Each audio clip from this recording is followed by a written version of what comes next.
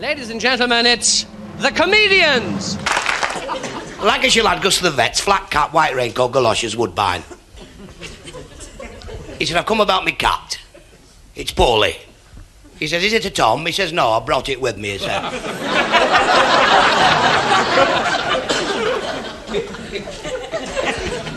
Fellow went to the psychiatrist and said, I can't stop telling lies. He said, I don't believe you.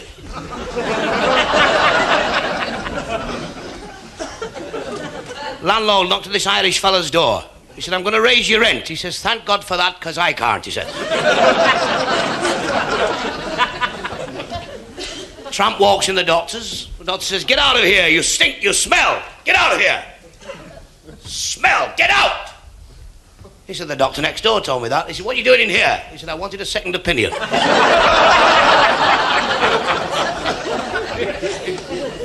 Irish fella goes for a job at the ICI. He said, I've come for a job, sir.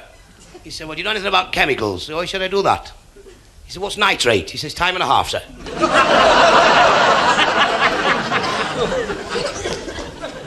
Little old woman goes in this greengrocer's shop. She said, £5 of potatoes. He said, will you take King Edward? She said, no, let him come for his own.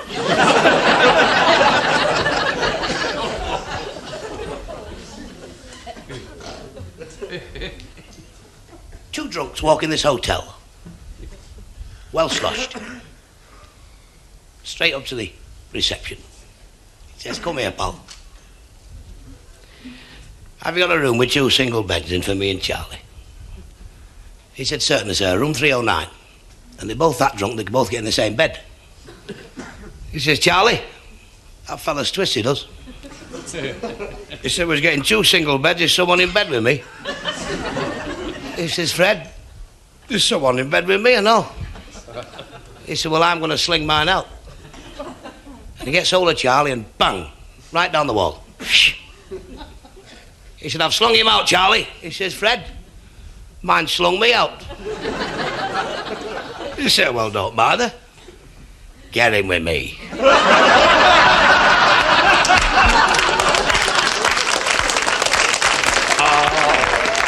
Oh, no, don't stop. And, but mind you, I don't know if you notice, when you watch the telly, especially at home, and you go to the theatre at the seaside, you always find when a comedian comes on to get on, they always begin by saying, a very funny thing happened to me on the way to the theatre tonight. Well, it did. As true as I'm riding this camel, I was driving along the road, and coming the other way was this lady driver, flashing her lights, pipping her horn in a big white car. She got near me and she wound the window down. And she went, pig, pig, pig! I didn't know her. I didn't. She went, pig! So I wound my window down and I went, you old bag! And I run over a pig.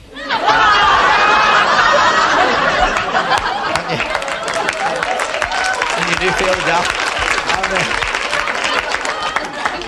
And I got outside, and there's 2 little boys stood outside on the corner, a Jewish boy and a Catholic boy, arguing. And the Catholic boy said, our father knows more than your rabbi. The Jewish boy said, I'm not surprised, you tell him everything. I'm coming.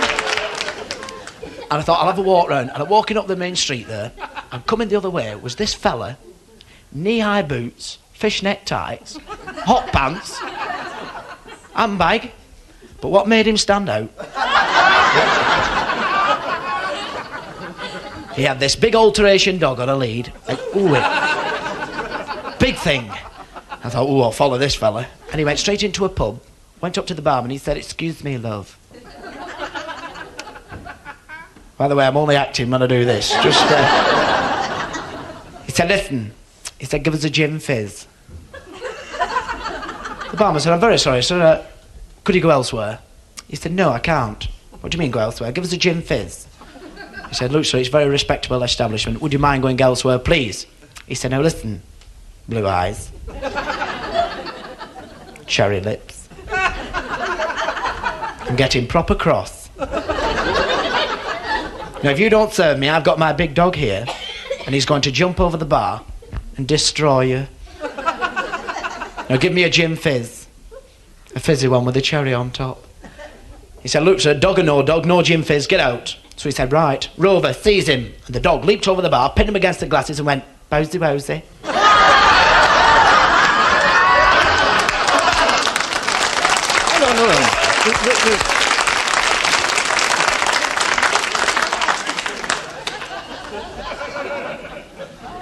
There's a fella sitting in a cafe. And he spills all his soup in his lap and he shouts, "Manager!" He said, "Yes, sir." He said, "There's a soup in my flight." He's so unlucky, this. I know this man. He bought a new suit the other week with 2 pairs of trousers. He burns a hole in the coat. Remember these big slave ships? Remember the slave ships and the fella used to come out with the whip? Kinky one, you know. One day he came out, he stuck his whip in his belt. He said, "Right, lads, chicken in a basket, scampi in a basket, egg and chips, beans on toast, anything you like, bottle of ale, you're on." So one of the slaves said, "What's going on? You know, why all this?" He said, "Well, we want you to row a bit quicker tomorrow because the captain wants to go water skiing."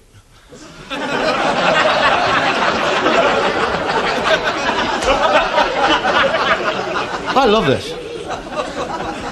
I love this business. My dad's in the business, you know. He does bird impressions. Eats worms. He went to my age. He went to my age the other day and he said, "I'd like you to handle me, you know." And my agent said, "What you do?" He said, "Bird impressions." And he said, "You'll never get on. There's millions of them now, you know." My dad said, "Well, forget it." And he flew out the window.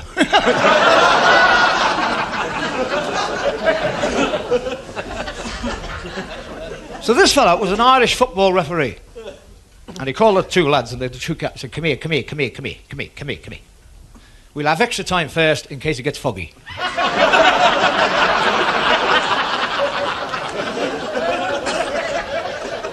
Do you know, there's an Irishman escaped from jail here, and he believed he got back to Ireland. And Scotland Yard sent a mugshot. You know the mugshot? One like that, one front. And 3 weeks later, Scotland Yard rang up and said, "How are you getting on?" He said, "Dad, we've got 2 of them. We're looking for the other one."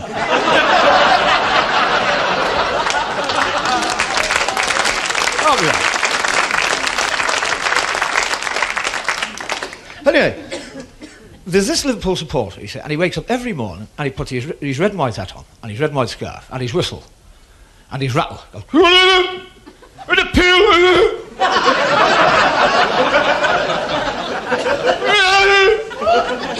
Money Indian!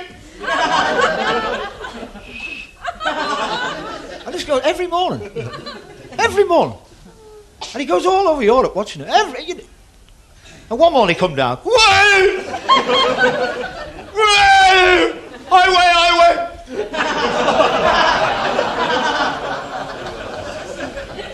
And his missus put his jam bread in front of him.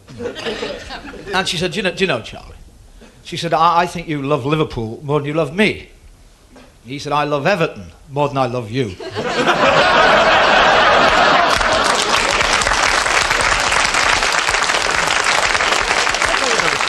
And he's United supporters in. Oh, bless him.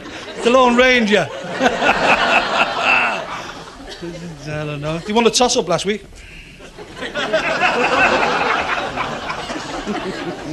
I'm always taking the mickey out of United. Actually, I'm a staunch United supporter. Willie Morgan's an old friend of mine. Willie Morgan plays outside left, outside right for United. He went shopping in Stretford because his wife wasn't very well, you see. So he went shopping for her, which is a nice thing, wasn't it?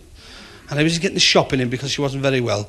He was walking into the greengrocer's shop and in come Joe Mercer and Matt Busby. Well, Matt came in first. He said, "You're all right, Willie?" He said, "Aye. Aye. Okay, aye. Aye." He said, "How's the wife, Willie?" He said, "All right, boss. Aye, she's all right, aye. Aye. Aye."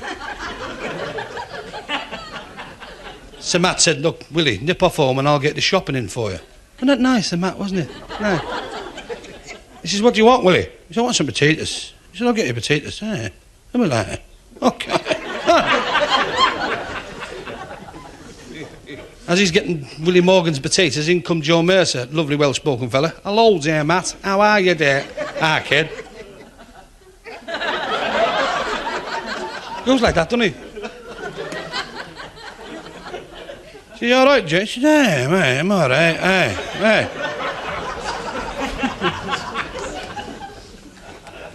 He said, what are you doing, Matt? He said, I'm getting potatoes for Willie Morgan. He said, it's a good swap.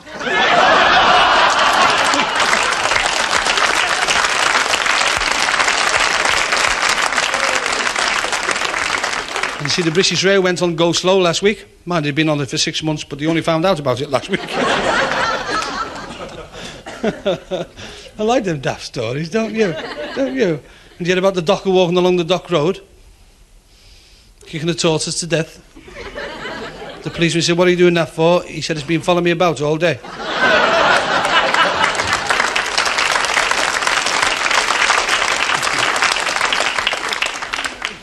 Irish fella. He went to Wales looking for a job. You ever been to Wales? That's where all the sheep wear wellies. Anyway. Mick said, the best job you can get in Wales, Pat, is down the pits. Now, if the foreman asks you, have you worked down the pits before? You have. Yes, you have. Tell him you've worked in Doncaster Cottage, tons of... He said, I will. Yes, I will. I will, that. I will. He goes to the pit head, he said to the foreman, looking for a job. He said, now, if you work down the pit... Oh, but I have that. I have. Haven't I? I have. We worked in Yorkshire. Well, the foreman said, there's plenty of pits in Yorkshire. What kind of lamps do they use in Yorkshire? Oh, he said, I was never on the night shift.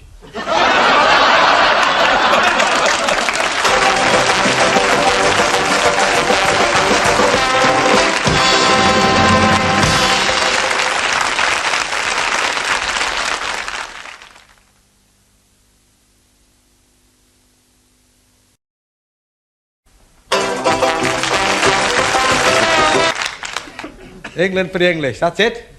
And they can have it. We're going to take over, you know. We've got the labour exchanges already. It's true. Have you noticed on the door it's got OHMS? That's only Hindus, Muslims and Sikhs, you know.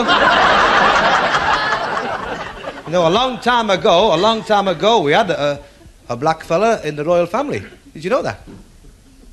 Just jog your memories back to the history books. Fella called the Black Prince. Do you know him? He had to go. Oh, he had to go. Just imagine keeping him. Put your wireless on Christmas Day, 3 o'clock. This time your Queen speaking. You couldn't have it. Of course, I'm Irish, really, you know. I'm Irish, yes. My great-granddad was Irish. Only a little fella. Great-granddad. He's what they call a leprechaun, my granddad. Sure.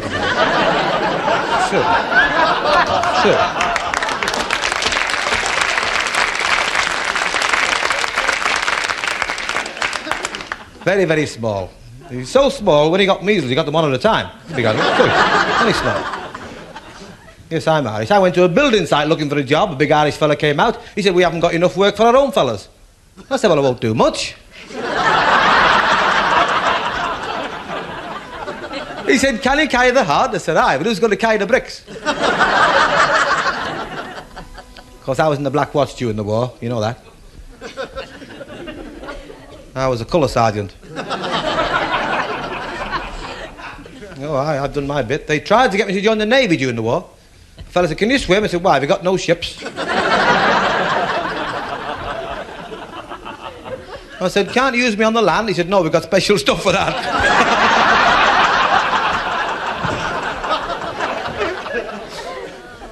We had a tramp come to our house the other day, a tramp. They wait for me to come home, you know. Soft touch, Ken. He knocked on the door. I said, what do you want? He said, a piece of cake. Just like that, you know.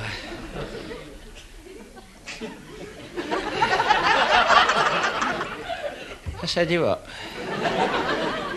He said, a piece of cake.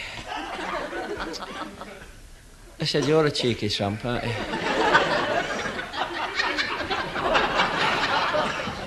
I did. I just went like that. I went. I just did this right in his face. You know. I just went like that. I went. You know. I just did that.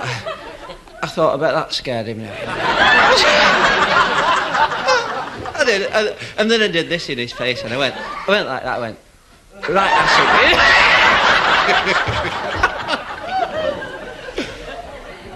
I thought, I bet he feels daft now, you know. I said, you what? He said, a piece of cake. I said, you're a cheeky tramp, aren't you? Ask him for a piece of cake. He said, it's my birthday. I said, wouldn't you like some cold rice pudding instead? He said, I would. I said, well, come back tomorrow because it's still hot, you know.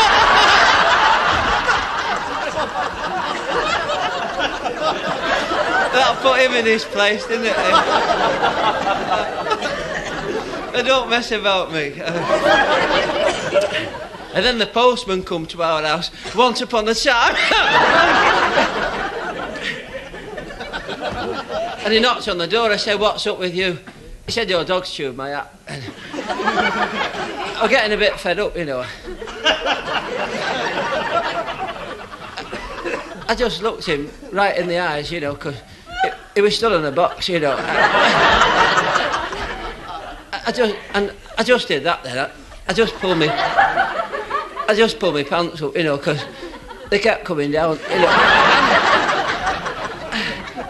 I said I couldn't care less.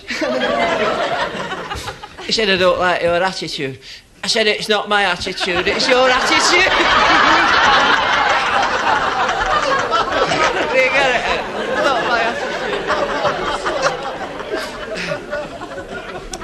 What about this long-distance lorry driver? He's away from home a lot, you know. Night driver. Drives a concrete mixer, you know. And he's driving away there and he's thinking to himself, my wife's, you know, I bet I'll go home and catch her out, you know. So he goes home and he calls her out, because you want in. I made that up. No, I was only kidding then. He goes home in the morning, early hours, and he saw the bedroom light on, and he thought, I've copped him, you know. And he saw this sports car outside his front door, so he tipped all his concrete all over it. And the noise must have disturbed him, because this fella come running out and he jumped on his bike and rode away.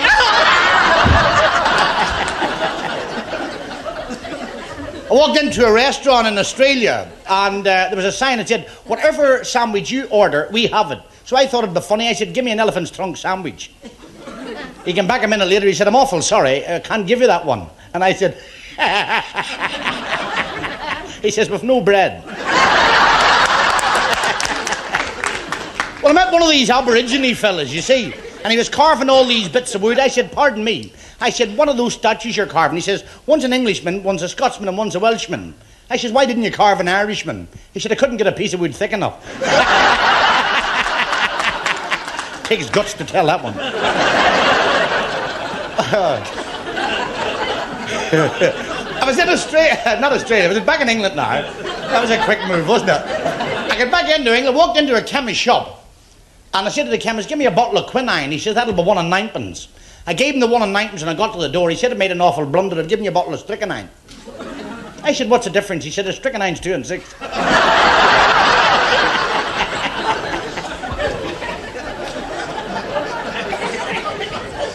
Well, actually, that's where I met the producer of this show, actually, here in Manchester. As soon as he see me, Judge Barman, 2 Irish whiskies and 2 Guinness for Frank and his wife, make him feel at home. As soon as the bill came up, what did he do? Diced into the gents before he'd pay for it. Of course, I wouldn't let him in. Yeah, say his father came from Aberdeen. He died of a heart attack throwing a penny to the children. The string broke. Big Irishman went 6'8", muscles in his spit, and McAlpine stamped on his forehead. Went to this building site. He says, can you start me, sir? He said, what can you do? He says, nothing. But I'll stop any trouble on this housing site, he says. Any fights or anything like that, he said, the size of me, he said, I put them right out. He said, well, you can start right away. £20 a week. Any trouble, kibosh it. And he's walking around the site. And there's 2 fellas there, a big fella and a little fella, on a double-handed saw like that. He gets hold of the big fella and, now if he tries to take that off you again, he says, let me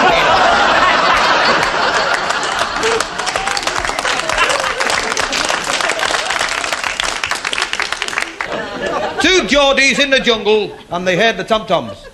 And one said, are they wardrobes, Geordie? He said, no, they're theirs.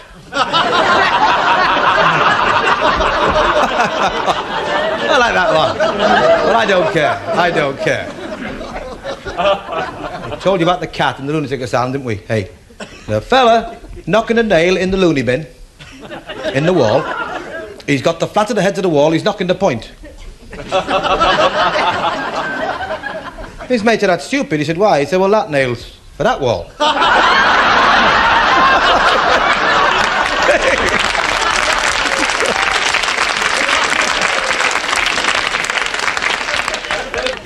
Well, I was down in London there and I had the wife along with me and I brought her into Madame Tussauds, the waxworks. Then I brought her down into the Chamber of Horrors and the attendant came up to me and he says, tell your wife to keep moving, we're stock taking. I got on the bus, the conductor shouted, Georgia Street, Thomas Street, Frederick Street, Patrick Street. There was two Irishmen in front of me. One turned to the other, he said, it's not near time, we were getting off, Mick. The other fella said, sit there till your name's called.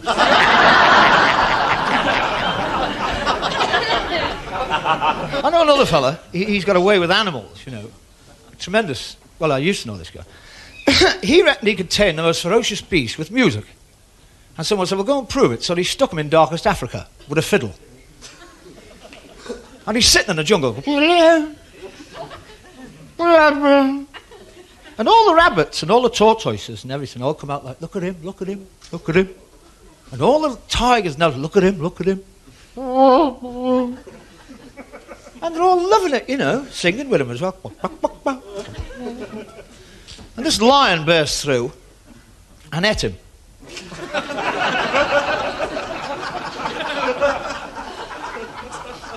And the leopard said, what did you do that for? And the lion said, what'd you say? Bernard Manning, Stu Francis, Mike Burton, George Roper, Joss White, Ken Goodwin, and Frank Carson.